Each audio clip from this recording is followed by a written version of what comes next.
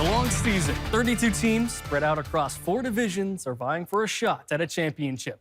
March Madness Alaska is underway, and after 16 tip-offs throughout the day, the brackets are thinning out. In Class 3A, the Grace Christian girls are on a path that could lead to the program's 3rd state title in as many years. The Grizzlies overcoming Step 1 today by defeating Sitka, taking down the Wolves by over 30 points. Now, we mentioned her last night, and she delivered. 2024 Player of the Year, Sophie Lenfer, 28 points in the win to go along with netting her 1,000th career rebound. Quite the day for the future UC Davis Aggie. Playing in this atmosphere once again, Lenfer says she's ready for whatever comes next. We've been preparing, we've been watching a lot of game film, and, Sitka's a good team. I don't think they're an 8th seed. They have a lot of athletic people, and it was a fun game. It's good to get used to the gym, the environment for the future games, and I'm excited for the next Thursday and Saturday games to come. Also moving on is Kenai. They'll face the Grizzlies after beating Valdez by 4. Barrow showing they're here too, a 64-point drumming over Kotzebue. The Whalers face Monroe Catholic in Thursday's semifinal.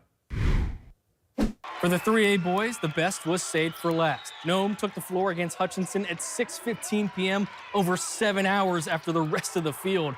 Call it the primetime slot where the reigning champs are putting the bracket on notice. 67-19 over Hutchinson, leaving no doubt as to who the 3A favorites are.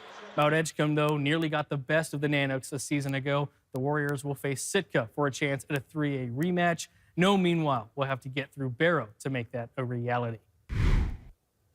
Jumping to 4A, the girls' bracket stays about where we expected. Mountain City handled business against North Pole, 51-36. Future Boise State Bronco Morgan Maldonado putting on a show as usual. March is about the upsets, though, and that's what happened in the middle. Juno Douglas was victorious over 4th seed Bartlett. Gwen Nizick, the leading force offensively. 18 points from her helps push the Crimson Bears to round 2, showing the work they're putting in is paying off on the scoreboard.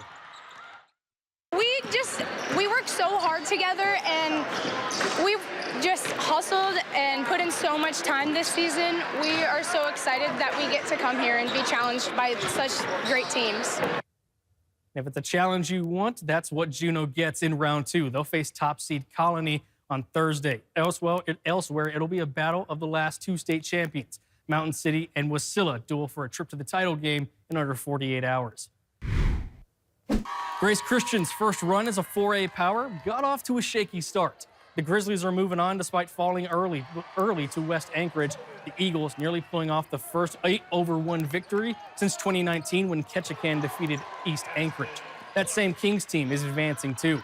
Ketchikan battled hard against Diamond to snag the 52-48 win, opening the eyes of everyone in the Anchorage area that isn't used to seeing this team.